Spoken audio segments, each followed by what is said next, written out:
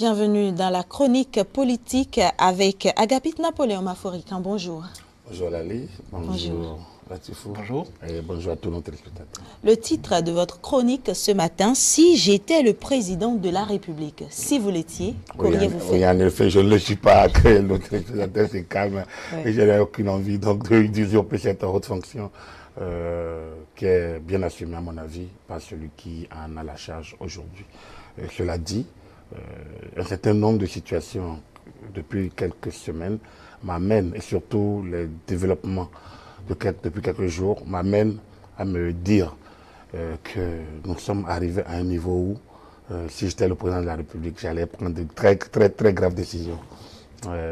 Des décisions qui risquent de changer tout simplement le cadre institutionnel de notre pays, dans la mesure où j'ai l'impression que l'élite, la classe politique, les sachants, les intellectuels donc, un certain nombre d'opinions, j'ai l'impression pratiquement que tout le monde, pratiquement qui ne se reconnaît pas dans l'exercice du pouvoir, dans la gestion du pouvoir, pense que la meilleure solution, c'est de jeter la loi, la constitution de la République et d'en appeler à la limite à la rue, d'en appeler à un ordre non fondé sur la légalité, sur la primauté du droit. On semble ériger le président de la République en super homme, en superman, en totem, peut-être en star, en tsar de la Russie. On lui donne plus de pouvoir. On lui donne tellement de pouvoir aujourd'hui, on l'érige, on le met au-dessus, on lui donne un pouvoir supraconstitutionnel. Et provenant de l'élite, donc je dis des sachants, des professeurs d'université, de droit, de sciences politiques, de personnalités d'une certaine expérience, de milieux religieux, quand vous regardez de ce qu'on appelle la société civile, une certaine, quand vous regardez tout ça, vous dites, mais où est aujourd'hui encore notre constitution? Cette constitution que personne ne veut qu'on touche. Cette constitution qu'on applaudit à chaque fois quand une tentative de révision échoue. Cette constitution qui a été tellement emmurée dans plein de marbre par plusieurs décisions, des coups constitutionnels, parfois tirés par les cheveux, applaudis ça et là, parce qu'on a des intérêts à assouvir. Après de moi, personne ne veut. Personne ne veut qu'on touche à cette constitution. Personne ne veut qu'on l'applique aujourd'hui. Dès lors, qu'est-ce qu'il reste à faire? On demande au président de prendre l'article 108 de la Constitution. Ben on y va. Ça pose quel problème? On donne plus de pouvoir au chef de l'État. Oui, qu'il peut en servir, qu'il peut s'en servir. Rien que la journée de... Regardez, depuis le début de cette semaine, chronologiquement, on a écouté qui? On a écouté Jean-Baptiste Elias, et déjà le dimanche 31, sur une radio. Ensuite, le dimanche 7 avril, sur une télévision. Et ensuite, hier, sur une radio. Et si on fait le point, c'est qu'il supplie même le président de la République de faire quelque chose. Il supplie. Alors, à partir du moment où le consensus qui doit se faire à l'Assemblée n'a pas été fait, malgré tout ce que le président a pu faire avec sa majorité, on continue de penser que c'est lui qui a les clés en main. Et Jean-Baptiste Elias a prévu en même temps déjà le schéma. C'est l'article 108 de la Constitution. Et il a dit oui, Kérékou l'a fait, Kérékou l'a fait, Kérékou l'a fait, Kérékou l'a fait, Yahi l'a fait. Donc il demande à Talon de le faire. Vous pensez que c'est un piège? C'est comme un effet de mode, quoi. Il faut le faire. Alors, mais il n'est pas le seul. Victor Topano, qui a écrit, qui était parmi les professeurs, les éminents professeurs d'université consultés par Bertrand Dieng-Bédi dans le cadre donc, de la mission politique. Victor Topano, qu'on a eu le plaisir d'avoir ici, et l'honneur, Victor Topano a fait une tribune qu'il a intitulée Lettre ouverte, et dans laquelle, à la limite, quand il dit tout est possible, en reprenant une vieille phrase de Robert Dossou, mais en disant tout est possible et en payant une situation totalement noire, un tableau noir de la gouvernance talent, et en parlant de situation pré-insurrectionnelle, il ne reste simplement qu'il dit, Monsieur le Président de la République, si vous ne prenez pas l'article 68, c'est que le peuple va descendre dans la rue. J'en appelle carrément à un changement d'ordre constitutionnel. Il ne l'a pas écrit. Mais comme je dis, quand les produits sont sur le marché public, chacun peut l'interpréter. Donc, je l'interprète. Alors, j'étais politique, j'étais maître de conférence des universités, spécialiste de la science politique. On en était là, vous avez écouté Célestine Janou, qui n'est pas juriste intrinsèquement parlant, mais qui est une femme de développement, une personnalité qui a quand même marqué l'histoire de ce pays de ces 30 dernières années, notamment quand elle fut directrice de cabinet du ministre du Plan, 96-97, et du président de la République, de 98, 99, en tout cas jusqu'à un certain année. Donc, Célestine Janou, donc, qui a servi comme directrice de cabinet, tout au moins, au ministère du Plan et à la présidence de la République, le président Kérékou, premier mandat, est sortie et elle n'a pas dit mieux. Elle pense que le président de la République a la clé. Elle a cité des articles de la Constitution qu'elle a commenté en demandant. Donc, si le président ne le faisait pas, c'est comme s'il laissait la porte ouverte aux désordre. Dans la même foulée, vous avez la tribune libre, signée d'un certain nombre de personnalités. Le père Efoué Julien Pénoukou, qui est l'aumônier des cadres laïcs, si je ne me trompe, au niveau du clergé, au niveau de l'Église catholique. Vous avez Sylvain Adépéjo Akides, qui est ancien ministre, un grand vieux militant, une personnalité respectable normalement de la société. Frédéric Joël Aïvo, le professeur agrégé des universités, juriste, constitutionnaliste, adulé, consulté de par l'Afrique, de par le monde, qui a beaucoup écrit. Alga Mandougou, femme de lutte, femme de talent, ancien ministre, qui a combattu la révision de la Constitution sous le président Kérékou. On s'en souvient, touche pas ma Constitution. Touche pas ma Constitution, qui a été ministre et qui a fait très bonne mine, très bonne figure et très bon passage partout le passé. En tout cas, que ce soit au ministère des Microfinances, que ce soit au ministère de la Justice, moi, je pense que j'ai gardé des très bonnes. Omar Aruna, ancien ambassadeur du Bénin à Washington, président Victor Topano, encore lui, et Simon Assis Tometi, qui était directeur de l'école de la Nouvelle Conscience. C'est aussi un cadre émérite, un haut fonctionnaire. Moi, je dis toujours, c'est un grand commis de l'État. Et Simon Assis Tometi, que je lis. Alors, quand c'est haute personnalité, je l'ai dit, quand je dis personnalité, ce n'est même pas au niveau du poids de l'expérience que j'en parle, c'est au niveau de la hauteur de leur science, de la densité de leurs connaissances. Quand tu les lis, et qu'est-ce qu'on retient? Préservons l'essentiel. Et qu'est-ce qui reste à préserver? C'est le chef de l'État qui a encore toutes les cartes en main. C'est à lui de faire tout possible. Alors, quand vous lisez cette tribune, qui résume toutes les autres, quand vous lisez, nulle part, au niveau de tels documents font normalement un diagnostic rapide, situent les responsabilités avant de proposer. Quand vous lisez, c'est des tribunes à charge contre le président de la République. Il n'y a pas de diagnostic et de situation. Il y a des diagnostics, mais qui ne se font que à charge. C'est des diagnostics à charge contre le président de la République. Et quand c'est comme ça, vous devez analyser ces choses-là. On utilise tous les réseaux sociaux. Vous savez, les réseaux sociaux, aujourd'hui, c'est un phénomène que le communicateur, que les spécialistes en communication politique ou des organisations ou des crises doivent intégrer comme un élément essentiel. Même si sur un forum, ils ne sont que 256. Même si 10 personnes animent, mais en tapant, en asseyant un certain nombre de coups, c'est déjà important. Et par effet de transfert, de commentaires transférés, les gens atteignent leur objectif au niveau de l'opinion. Et ça, on ne peut pas passer ça sous silence. Alors quand vous regardez tout ça, ces personnalités, on ne peut pas dire qu'ils soient des opportunistes. Ce serait le faire un jour. Et je ne le pense même pas. Comme je dis, à chacun, je vous l'ai dit, que chacun d'eux mérite respect. Parce que je ne les connais pas tous, mais j'ai eu à suivre un certain nombre, un très bon nombre. Et il y a beaucoup pour lesquels j'ai beaucoup de respect. Mais quand je lis, et je vois que c'est des procès à charge contre le chef de l'État. On ne peut pas s'imaginer quand même que dans l'ensemble, tous ne sont pas objectifs, ou plutôt n'ont pas une bonne Je ne parle même intention. pas d'objectivité, je ne peux jamais aller à leur intention. C'est pour ça que je dis que c'est des personnalités pour qui j'ai beaucoup d'admiration, beaucoup de respect, et que dans la science, les connaissances ne font l'objet de l'ombre d'aucune limite. En tout cas, pour moi, c'est des gens qui ont fait leur preuve et qui n'ont pas réellement besoin d'en faire ailleurs pour se faire accepter. Mais quand on le dit, venons à la finalité. Quand vous lisez tout ça, vous dites, mais tout ça pourquoi finalement?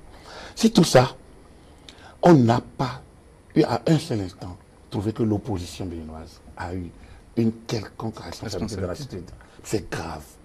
C'est très grave et c'est là le hic.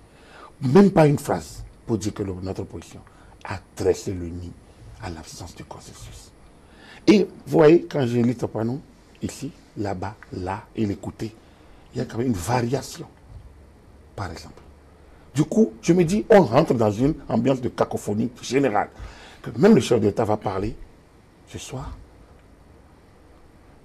On va continuer d'animer les réseaux sociaux en disant les mêmes choses. Parce que dans ce courrier, on dit, même si vous imposez, même si les élections avaient lieu, on sait que vous pouvez imposer les élections, et même si on dit, tout ou presque tout dépend de vous.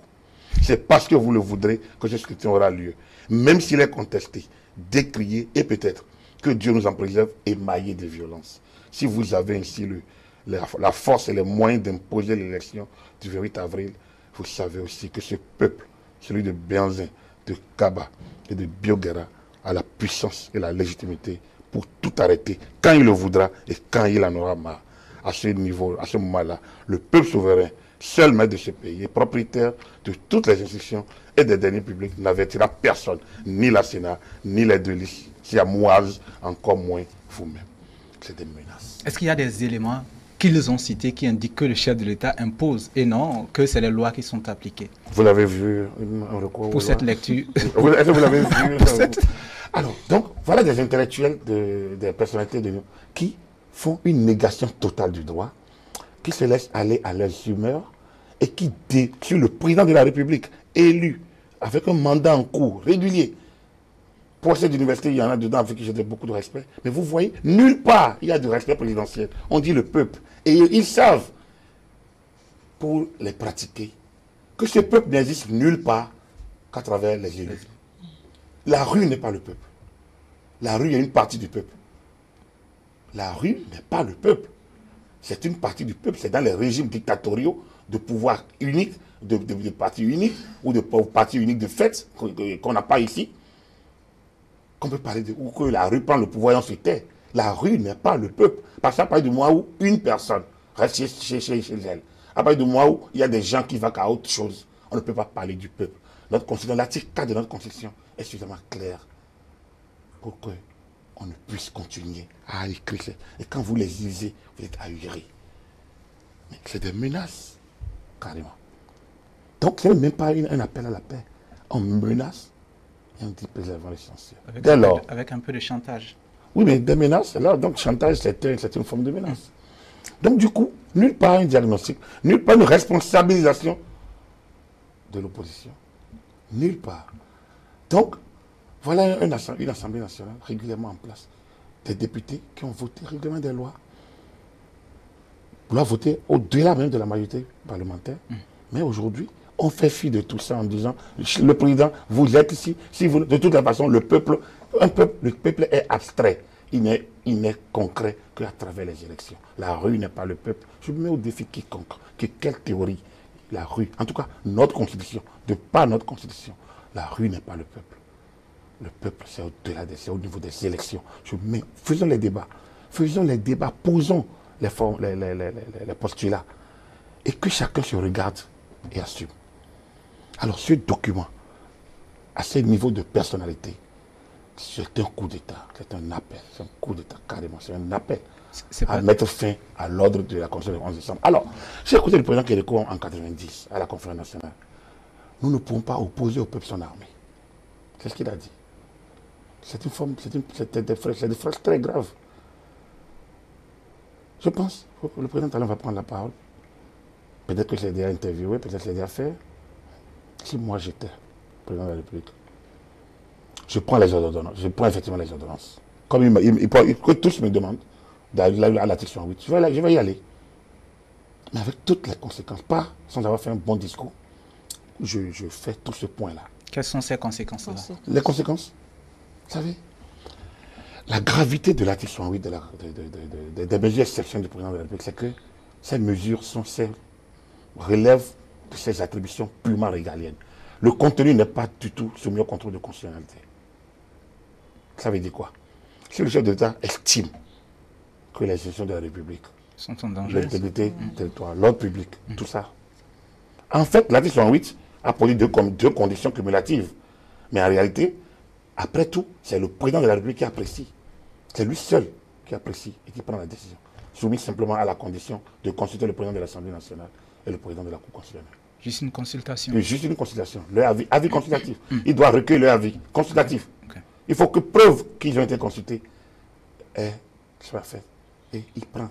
Alors, vous imaginez que dès lors, s'ouvre une période d'exception dans laquelle le président continuera à prendre le président devient de fait le Parlement. Il met le Parlement en réserve. Et il légifère, il prend des ordonnances qui ont valeur de loi. Et quand on dit que les ordonnances ont valeur de loi, c'est qu'elles auront valeur de loi organique, elles auront valeur de loi constitutionnelle. Ça veut dire quoi? Que le chef de l'État, en utilisant les pouvoirs de l'article 68 de la Constitution, peut être en mesure de réviser la Constitution. Mais les gens n'en demandent pas clairement. Mais qui peut le plus, peut le moins. Donc, qui peut le moins, peut le plus aussi. Puisque c'est des pouvoirs qui lui sont. On dit que tout dépend de lui. On le érige au-dessus de la Constitution. On fait un appel à la désobéissance à la Constitution. On ne respecte plus la primauté du droit. On ne respecte plus cette Constitution qu'on pense qu'on a emmurée. On ne le respecte. Dès lors, il reste quoi à faire? Il reste à suivre. Mais en appelant l'attention de tous sur les conséquences du droit. Mais n'est-ce pas un piège pour le président de la République? Le piège est là, il est permanent, mais de deux choses l'une. Moi, je connaissant les effets de la communication de crise, là où on est aujourd'hui, ils l'ont dit, ils l'ont anticipé. Vous pouvez même imposer l'élection. Si l'élection se déroule, c'est comme si... Donc, même si l'élection, ils sont tous là. Jusqu'où le président peut tenir? Avec quel peuple? Dans quelle logique? Moi, nous, on est prêts à accompagner. Parce qu'il est légitimement, il est légalement en place. Et ceux qui pensent que sa légitimité est mise en danger, ils n'ont aucun élément pour le dire. La légitimité est conférée par le peuple. Et ils n'ont aucun mandat. Les signataires d'ici n'ont aucun mandat. Aucun d'eux n'a un mandat. Comme moi. Nous n'avons pas de mandat. Vous et moi, on n'a aucun mandat. Alors, est-ce que ce que vous proposez, si vous étiez président de la République, c'est plus simple à gérer que, justement, la situation actuelle? Absolument. Puis il me demande de prendre des mesures exceptionnelles, j'en prends. J'en prends. Je mets tout ça en attente. Et on constate que la Constitution de 11 décembre a terminé ses effets. Puisque des intellectuels, ceux qui sont le mieux placés pour l'expliquer, estiment qu'on ne peut plus... Pensent que, même sans mandat, on peut demander le soulèvement populaire contre l'ordre républicain. On peut faire du chantage au président de la République en légalement, régulièrement et légitimement en place, avec son mandat, représentant du peuple, légitime et légal. Le Parlement, quand le président qui représente le peuple, quand le Parlement représentant le peuple, quand les institutions de la République régulièrement en place sont d'avis, vous pouvez ne pas être d'accord individuellement. Tout est réuni pour que la Constitution s'applique. Quand des individualités, utilisant leur statut social, abusent de leur position pour distiller dans l'opinion et demander des choses aussi graves sur fond de menaces aussi fortes, il est évident qu'il faut tirer la conclusion. Moi, il dit que c'est moi. On met ça dans le débat. Moi, je ne suis pas président de la République. Je ne suis pas conseiller, comme je l'ai dit. Mais j'utilise ma tribune pour dire on a très écrit, que ce soit Jean-Baptiste Elias, ses propos, que ce soit Victor Topano, seul, que ce soit Célestine Zanou, que ce soit cette tribune libre, cette tribune de ces parterres d'intellectuels, et que ce soit tous les autres qui passent par les canaux des réseaux sociaux ou aux tribunes. C'est qu'il y a un point commun. Un, on ne croit plus à notre Constitution, on ne croit plus à nos institutions, le Parlement n'a plus de sens, les lois votées, il faut les mettre de côté, et on dit le chef d'État est seul. Il peut prendre toutes les mesures, il est au-dessus des institutions. Alors de tout ceci, faut-il utiliser une force d'État contre Non, non, c'est pas une force d'État. On lui demande de prendre la décision. Oui, mais comme je dis, un discours, si j'étais le président de la République, on tire les conséquences, on est dans une sorte de république virtuelle. Donc il fait son discours en faisant le point de toutes les situations, en constatant qu'il y a une sorte de synergie contre notre Constitution, des intellectuels, des élus. Et en conséquence, pour préserver la paix sociale, car il sait que les gens vont utiliser la moindre situation pour me faire monter la pression, la tension, il décide d'utiliser les prérogatives que lui donne la Constitution à travers l'article 68 de la Constitution. Et dans ces prérogatives, il prend un certain nombre de lois, d'ordonnances, dont celle abrogeant la Constitution de 11 décembre 1990, et de mettre en place une constituante. Une constituante constitue un projet de nouvelle constitution. Et en attendant, il prolonge le mandat du Parlement en place par une loi de transitoire, dont le Parlement en place poursuit. Les institutions se maintiennent en place jusqu'au moment où la nouvelle constitution est adoptée par référendum et mise en application. Vous connaissez, on va dire, la classe, l'élite, comme on l'a toujours appelé. Est-ce que cette exception-là pourra, on va dire, la faire taire, l'élite? Dès lors que le chef d'État décide de consulter le peuple, il n'y a plus aucune élite qui va dire quoi que ce soit. Parce que le pouvoir souverain, c'est celui du peuple. Et le seul moment où il exprime, c'est lors des référendums et des élections.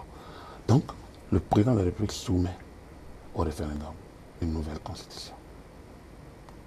Pour enterrer celle de 90, que les gens torpillent, sur lesquels les gens marchent sans ménagement. Il soumet, et il consulte. Il met en place une constituante. Donc, il y a déjà un travail qui a été fait en 2016 par un conglomérat d'intellectuels, de sachants, de représentants légitimes ou présupposés, présumés tels de la société, qui balaient tous les courants et les sensibilités politiques du pays. Il y en a déjà. Il ressort. Il y a un travail qui avait été fait par la commission Tchopin et Nyolofon Souk et Yaïboni. On ressort. Et en 10 jours, on a un projet de constitution. On le soumet. Dans le cadre des ordonnances qu'il aurait prises. Mais là, on va écouter nos élites. Mais bon, vous comprenez donc, mais on veut que le président de la République prenne des mesures conservatrices, des mesures exceptionnelles. Il en prendra. Il en prendrait. Et tirer les conséquences de tout ce qui se passe. Parce que, vous imaginez, dans le cadre de cette constitution-ci, si le président tolère ce qui se passe, a dit, donne suite à toutes ces agitations, ça et là, ça fait la tache d'huile. Mais demain, vous allez voir, on va mettre les syndicats dans les rues en disant, la loi sur la grève, il faut l'abroger. On va revenir sur toutes les lois. On va revenir sur toutes les... Si les députés peuvent réussir à revenir sur les lois qui les empêchent, la politique, pourquoi les autres pas? Pourquoi pas les autres? Donc nous rentrons dans une insécurité législative, donc institutionnelle. On rentre alors en anarchie. Il n'y aura plus de règles. On met à mort toutes les lois. On met à mort toute la Constitution et tout ce qui en découle. Voilà là où on va en arriver si on suit cette dynamique-là. En fait, nous sommes dans une logique de tout pour nous ou rien. Tout pour nous ou rien. C'est comme un plan qui est déroulé par séquence et par des acteurs organisés. C'est d'abord l'opposition et ensuite les tentacules et ça fonctionne. Mathieu Kérékou, 90. Nous ne sommes pas en guerre contre le peuple. On peut pas être en guerre, mais le peuple découle des élections. Le chef d'État incarne le peuple. Est-ce qu'il réussira à maintenir l'ordre contre ces agitations qui utilisent tout et rien, font feu de tout bois? Je ne suis pas sûr. En tout cas, moi, je ne suis pas le président Talon. Donc, et lui, il est suffisamment outillé, il a plein d'autres, il a des ressources que moi, je n'ai pas. Mais moi, acteur de la société, citoyen, libre, chroniqueur, analyste, critique, je fais usage de ma liberté, puisque je pense qu'il y en a qui sont allés beaucoup trop loin dans le respect de notre constitution. Je pense qu'il faut qu'on organise, si on faisait la nouvelle constitution, une classe constitutionnelle. C'est-à-dire que chaque citoyen, avant de prendre une responsabilité, doit faire serment sur la constitution. Chaque citoyen. Chaque citoyen. Chaque citoyen. Un respect. Il va à la Cour suprême, il fait ou bien au Conseil d'État, ou bien au tribunal, il fait allégeance à la constitution. Un couvent où on initie ceux qui veulent jouer des rôles publics. Le tribunal, c'est le tribunal du peuple. Voilà, le tribunal. Tout tribunal, c'est la maison du peuple. Parce que c'est là que justice humaine, la seule qui se passe sur cette terre. L'autre, c'est la divine. Donc, le tribunal n'est pas un couvent. C'est un lieu public où la loi sacrée, la loi suprême, doit être. Et là-bas, on dit du droit. Au tribunal, ce n'est pas la négation du droit, c'est le droit. Donc, tout citoyen, avant d'opiner sur les questions publiques, doit aller faire allégeance à la Constitution. Parce que j'entends des choses ahurissantes de la part. Et ça, une fois, c'est si Agapit, Napoléon Mafoïkan était président, c'était un des éléments, notamment. Dans la nouvelle Constitution, ce sera mis, en tout cas, que le respect de la Constitution est sacralisé. Pas par le chef d'État seul. Le parjure ne peut pas être le chef d'État seul. Le parjure, c'est tout citoyen, tout agent public, tout citoyen appelé à exercer une responsabilité. À parler au-delà. Si vous êtes dans votre cadre mur, pas de souci.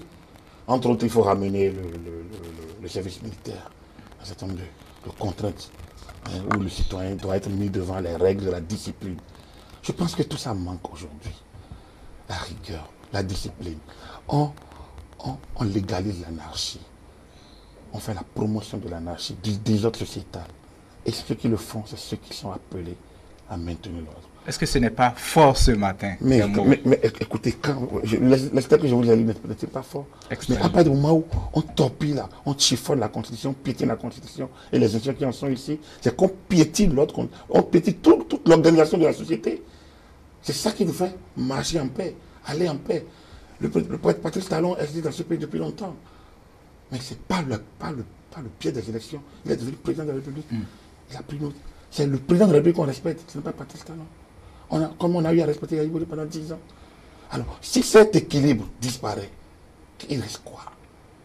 Je pense que le danger, la journée du mercredi 10, par la sortie de Célestin Zalou et cette tribune de ces intellectuels, ça nous plonge dans une pré-situation, pas d'insurrection, non, d'incivisme, d'action incivique contre notre Constitution. Et là, le citoyen que je suis élève sa protestation et en même temps propose. Si j'étais le président de la République, je prendrais les ordonnances sur la base de l'article 68 de la Constitution, en utilisant tous les pouvoirs que cela me confère. Je prendrais les ordonnances et en attendant que le Parlement se réunisse pour limiter, pour fixer le mandat, le moment, les périodes au-delà desquelles je ne peux plus continuer à prendre les ordonnances, j'en prendrais beaucoup. J'en prendrais une pour constater, abroger notre Constitution. Une deuxième pour mettre en place une période transitoire. Une troisième pour créer une constituante avec déjà un avant-projet de constitution qui doivent réviser, qui doivent étudier et un calendrier électoral. Et une dernière pour garder toutes les institutions en place jusqu'au moment où la nouvelle constitution est. Du coup, on ira directement vers le peuple. On ira faire l'arbitrage du peuple. Et personne ne peut plus rien dire parce que le pouvoir souverain appartient au peuple. Donc, et tous ceux qui s'en réclament face à la réalité doivent pouvoir en fait se regarder en face. C'est de l'usurpation de pouvoir que de penser que quand moi je parle, que c'est le peuple. Qui suis-je? Je suis Agapit Mafoïkan.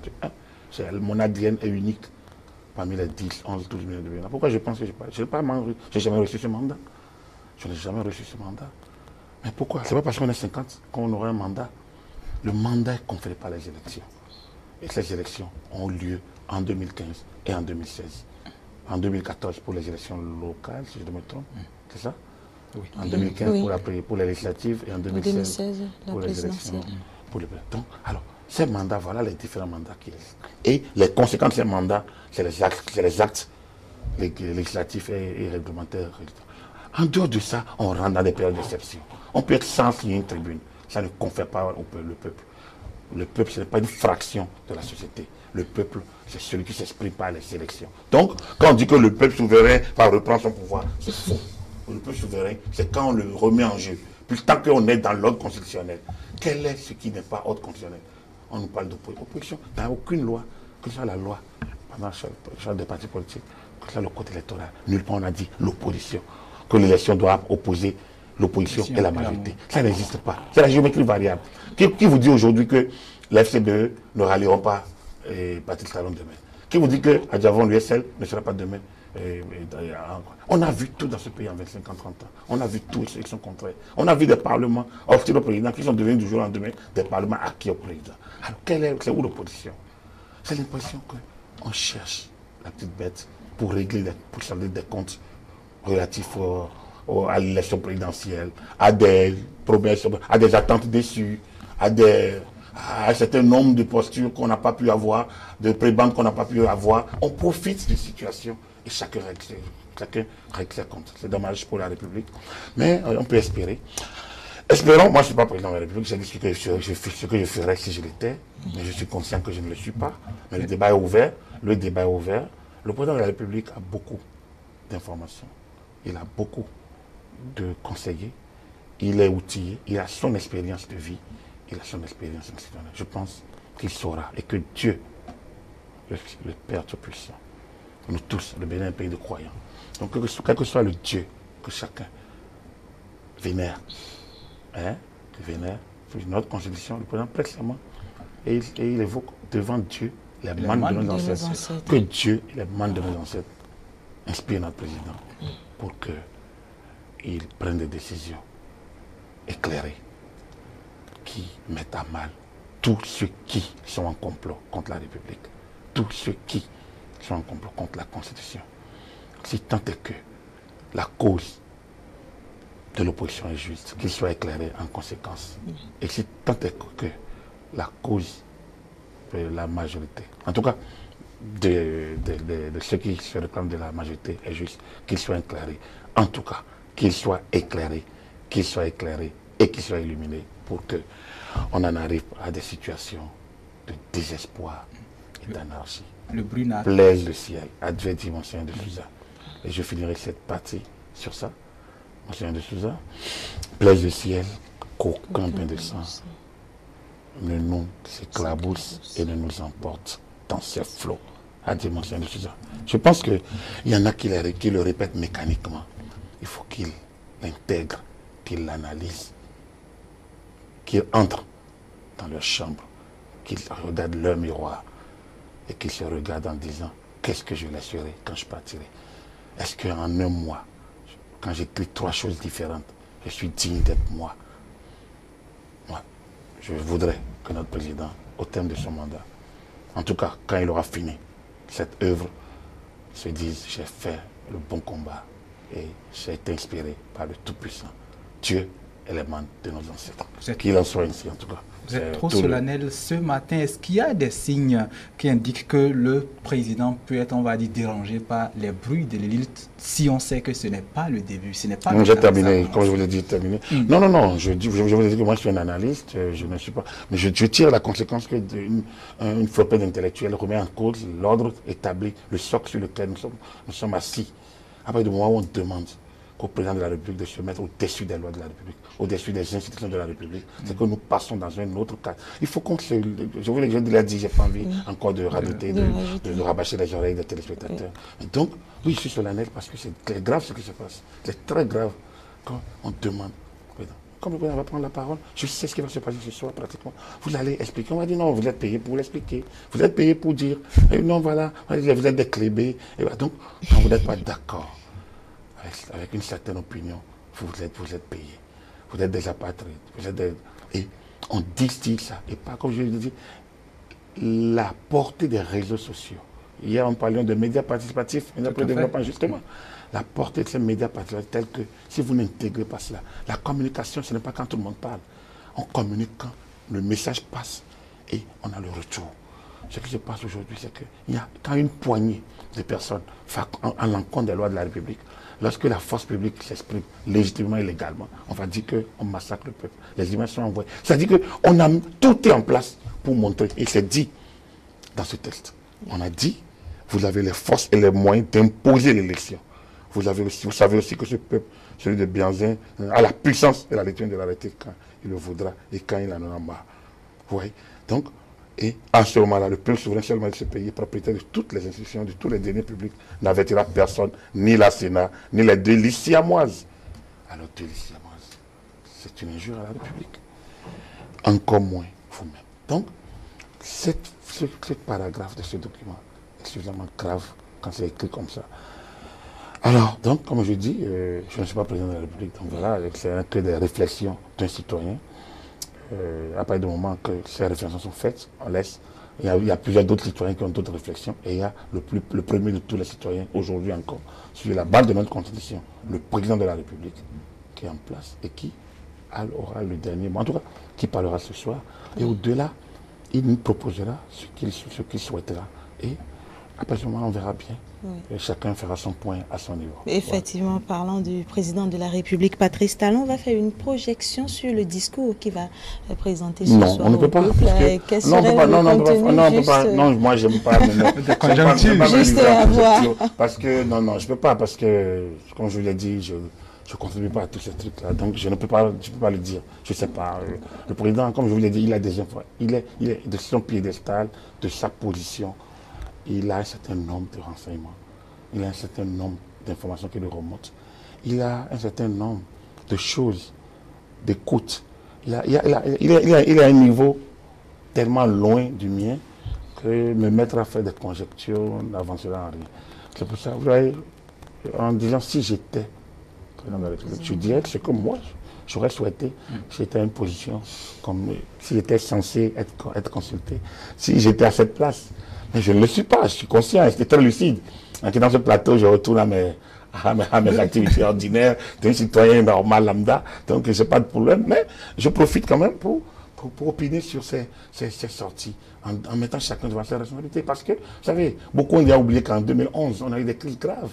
Beaucoup ont oublié en 2001, on a eu des crises graves. Mais je mets chacun devant ses parce que le temps va passer. Il ne faut pas qu'on puisse encore faire fi. Que l'amnésie soit collective. Donc, du coup, chacun doit assumer ce qu'il fait. Moi, je suis un citoyen engagé et en la matière, chroniqueur, consultant, chroniqueur, tout ce qu'on peut dire. Mais je suis avant tout, au-delà de tout, un citoyen engagé. Donc, je donne ma part au débat et ma part d'engagement à ce débat en étant conscient que mon niveau décisionnel est très marginal.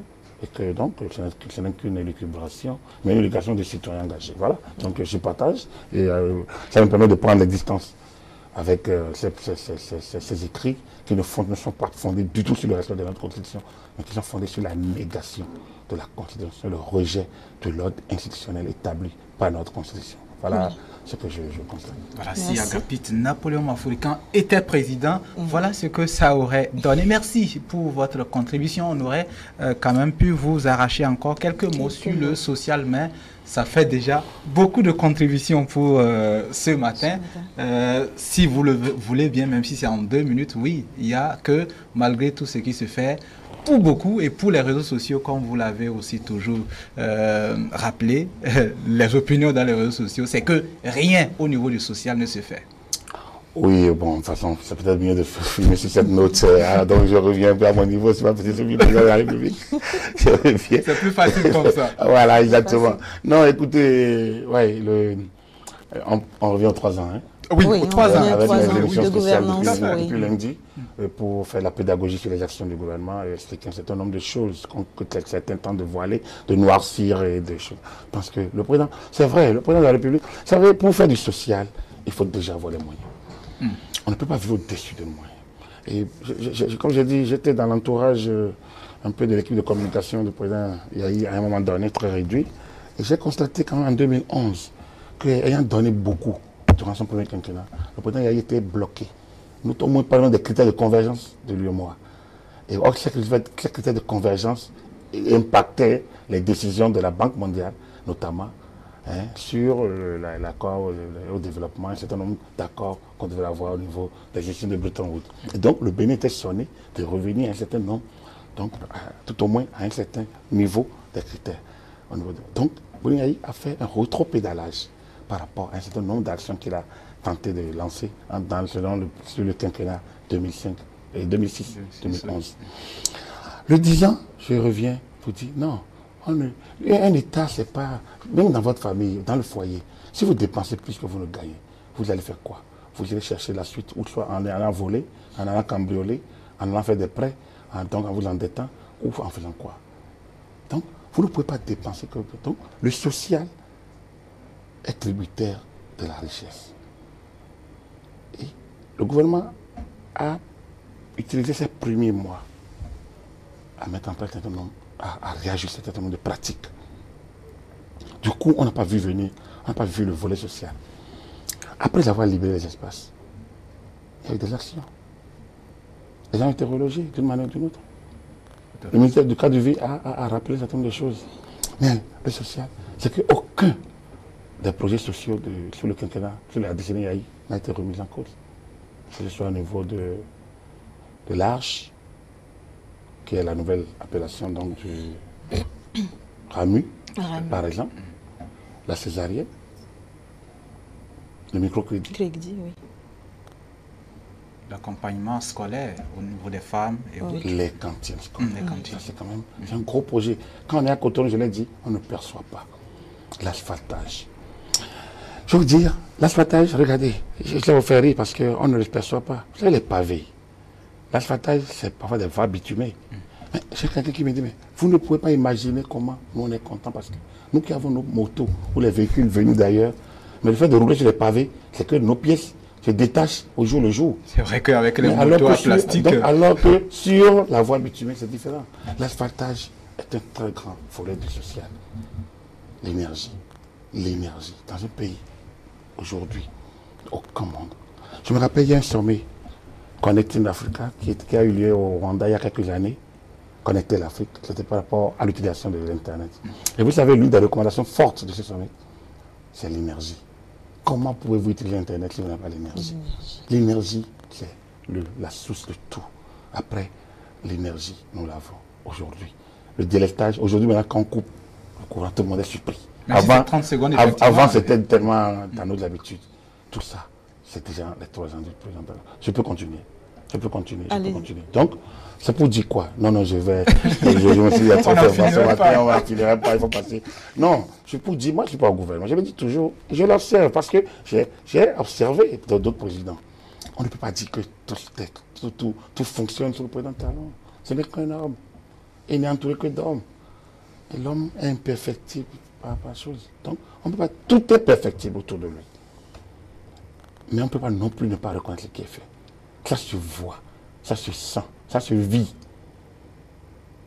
C'est loin de la rhétorique politicienne que nous lisons ici et là. C'est loin. C'est très loin. Il y en a qui disent, ah, mais on ne vit pas dans le même pays. Mais que si, on vit dans le même pays. On vit dedans. Moi, je n'ai pas toujours été d'accord avec le gouvernement. Pas toujours. Il y a des choses sur lesquelles j'ai été critique, très critique. J'ai été devant des juridictions. C'est ça le pays. Chacun est libre, il fonctionne, chacun dit ce qu'il a envie de dire, il fait ce qu'il a envie de faire. Les lois de la République sont là. Tout n'est pas parfait. Mais depuis 2016, le président Talon fait de somme. On a retrouvé l'État et l'élégance au niveau de l'État. On a retrouvé la République. Essayons simplement d'éviter les erreurs de 89. On a la conférence nationale, on a jeté le PRPB et tous les acquis qui n'étaient pas si mauvais. Ne jetons pas le bébé avec l'eau de bain. Je pense qu'il y a beaucoup de choses qui peuvent être corrigées. Et ça ne peut qu'être corrigé qu'à travers les réformes. Et quand il y a des choses à rectifier, c'est bon. Et quand le président lui-même, le 6 mars, dit, ah, vous l'avez pu, on peut, je suis jeune, ça veut dire quoi? Qu'il est conscient qu'il y a des choses à corriger. Mais on ne peut les corriger qu'ensemble.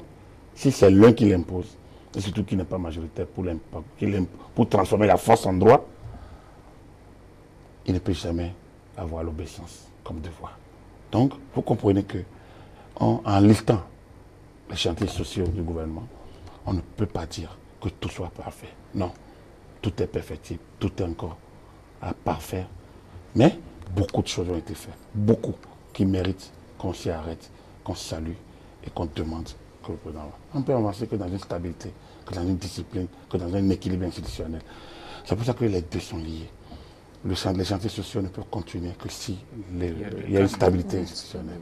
Et actuellement, comme je vous l'ai dit, et je finirai par là, il faut que Dieu et les membres de nos ancêtres inspirent notre président pour qu'il prenne les mesures nécessaires, justes, idoines, pour que nous sortions de ces impasses périodiques qui nous sont toujours fait défaut, qui nous ont toujours plongés depuis les indépendances et que nous traînons comme un boulet. Essayons d'avancer par la grâce de Dieu.